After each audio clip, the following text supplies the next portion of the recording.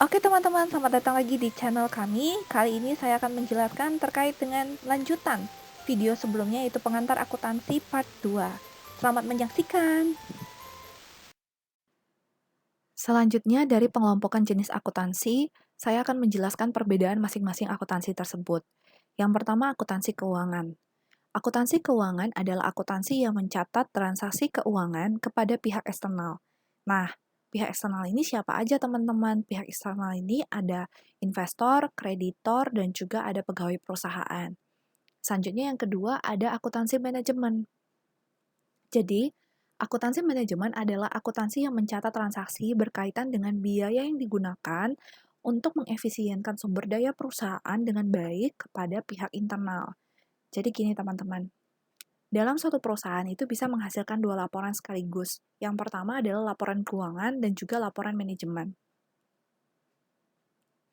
Yang membedakan antara laporan keuangan dan laporan manajemen adalah tujuan dari laporan itu dibuat, di mana laporan keuangan ini ditujukan kepada pihak eksternal, sedangkan untuk laporan manajemen ini ditujukan kepada pihak internal perusahaan. Nah, kenapa laporan manajemen ini ditujukan kepada pihak internal perusahaan gitu teman-teman ya? Karena tidak semua orang dapat mengetahuinya. Yang berhak untuk mengetahuinya adalah orang-orang yang dipercayakan untuk mengambil keputusan terkait dengan keberlanjutan perusahaan. Contohnya manajer dan juga direktur gitu ya teman-teman. Nah, kenapa tidak dipublish keluar seperti laporan keuangan eksternal gitu?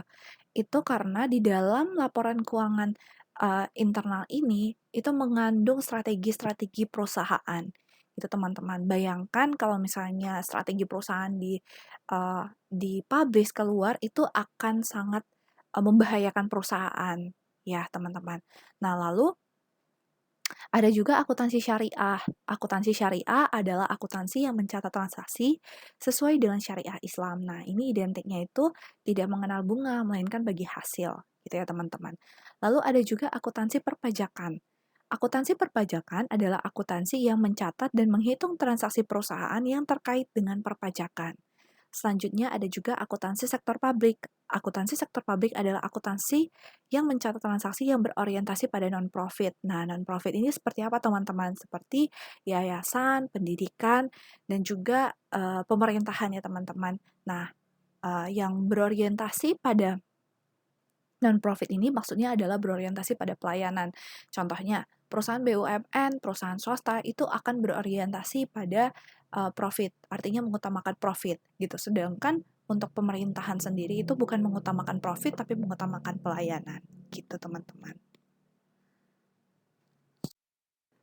Lanjut ke pembahasan profesi akuntansi. Di sini profesi akuntansi dibagi dalam beberapa bagian. Yang pertama adalah akuntan perusahaan. Akuntan perusahaan sendiri terdiri di atas 4. Yang pertama, akuntan keuangan. Akuntan keuangan adalah akuntan yang bertanggung jawab untuk menyusun laporan keuangan perusahaan.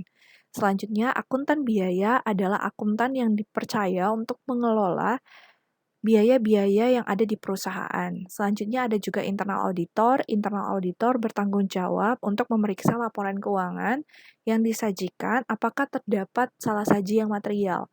Apabila ternyata di dalam laporan keuangan yang disajikan terdapat salah saji yang material, maka internal auditor dapat memberikan rekomendasi kepada penanggung jawab terkait dengan risiko atas salah saji tersebut. Selanjutnya ada juga external auditor. External auditor adalah pihak yang independen yang dipercayakan untuk menilai laporan keuangan yang dihasilkan oleh perusahaan. Selanjutnya, yang kedua terkait dengan akuntan pemerintah. Akuntan pemerintah bertanggung jawab untuk menyusun dan memantau anggaran serta menyusun dan menganalisis laporan keuangan di lingkungan pemerintahan. Selanjutnya yang ketiga adalah akuntan syariah. Profesi akuntansi syariah adalah profesi akuntansi yang menekankan pada akuntabilitas dan pelaporan keuangan. Akuntabilitas tercermin dari menjalankan aktivitas ekonomi sesuai dengan ketentuan Islam, sedangkan laporan keuangan atau pelaporan keuangan merupakan bentuk pertanggungjawaban manusia kepada Tuhan. Selanjutnya yang keempat yaitu akuntan pajak. Akuntan pajak adalah akuntan yang bertanggung jawab untuk menyusun terkait dengan perpajakan perusahaan. Selanjutnya yang kelima, akuntan pendidik. Akuntan pendidik adalah akuntan yang melakukan pekerjaan di bidang akuntansi yang bertugas mengelola atau menyusun kurikulum dan melakukan penelitian di bidang akuntansi. Selanjutnya, akan membahas terkait dengan jenis-jenis perusahaan. Di sini ada 3 jenis perusahaan. Jenis perusahaan yang pertama adalah perusahaan perorangan, yang kedua adalah perusahaan persekutuan, dan yang ketiga adalah perusahaan perseroan. Perusahaan perorangan adalah perusahaan yang dimiliki oleh perorangan. Di sini saya menyimpulkan ada 4 karakteristik dari perusahaan perorangan. Yang pertama, perusahaan dimiliki oleh satu orang. Yang kedua, pemilik biasanya mengoperasikan perusahaannya sendiri. Yang ketiga, pemilik menginvestasikan modal sendiri dan bertanggung jawab penuh atas pengoperasian maupun risiko perusahaan. Dan yang keempat, sulit untuk membedakan antara harta dan kewajiban perusahaan. Selanjutnya, perusahaan persekutuan, CV atau firma adalah perusahaan yang dimiliki oleh 2 orang atau lebih yang membentuk suatu persekutuan. Sini karakteristiknya yang pertama, dimiliki oleh lebih dari 1 orang atau beberapa orang. Lalu yang kedua, pemilik bertanggung jawab penuh atas pengoperasian maupun risiko dari perusahaan.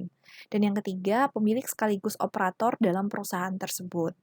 Lalu yang ketiga, jenis perusahaan yang terakhir yaitu perusahaan perseroan atau PT.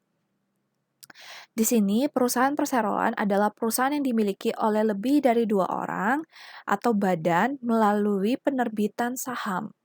Di sini karakteristiknya ada 5. Yang pertama adalah dimiliki oleh banyak orang. Yang kedua, kepemilikannya berbentuk saham.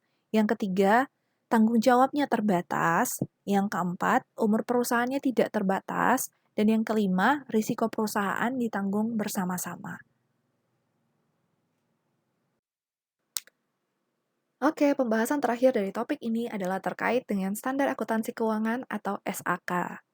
Pada kesempatan kali ini, saya akan mencoba menjelaskan terkait dengan perkembangan sejarah singkat dari SAK itu sendiri. SAK di Indonesia sebenarnya sudah mulai dikenal sejak zaman penjajahan, di mana pada tahun 1602 sampai 1799 sebenarnya sudah mulai dilakukan pencatatan, namun pencatatan masih menggunakan cara yang sederhana.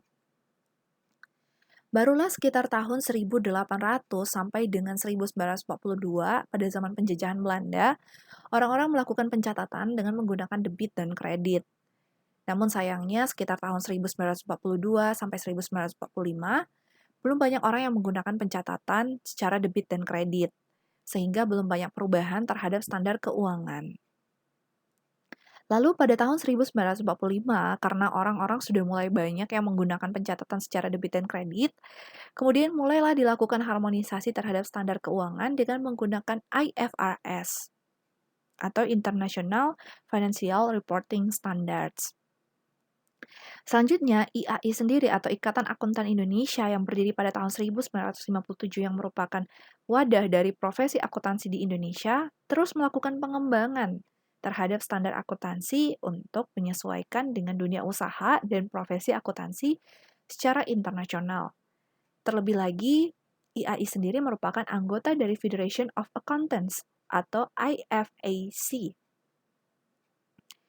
Pada tahun 1973, dibentuklah panitia GAAP atau Generally Accepted Accounting Principle dan juga GAAP atau Generally Accepted Accounting Standards yang selanjutnya pada tahun 1974 dibentuk Komite Prinsip Akuntansi Indonesia yang bertugas menyusun dan mengembangkan standar akuntansi keuangan.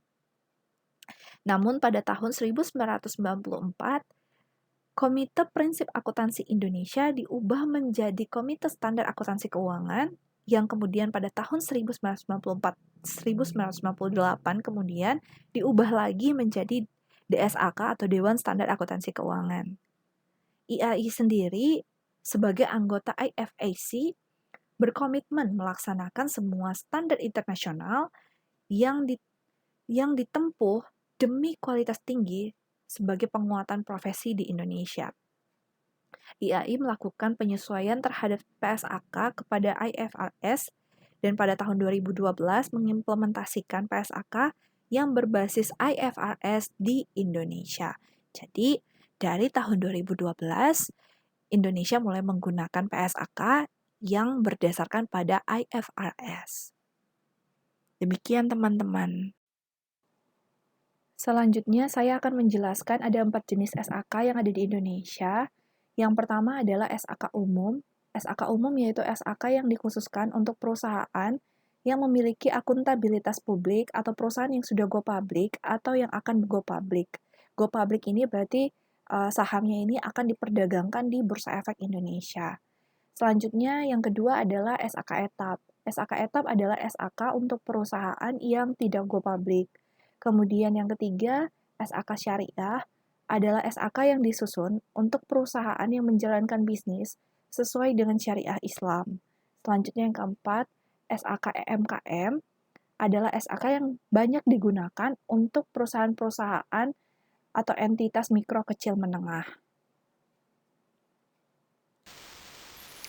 Oke teman-teman, demikian video terakhir dari pengantar akuntansi atau video part 2 dari pengantar akuntansi. Semoga video yang kami sajikan dapat memberikan informasi kepada teman-teman dan memudahkan teman-teman untuk mengetahui tentang akuntansi.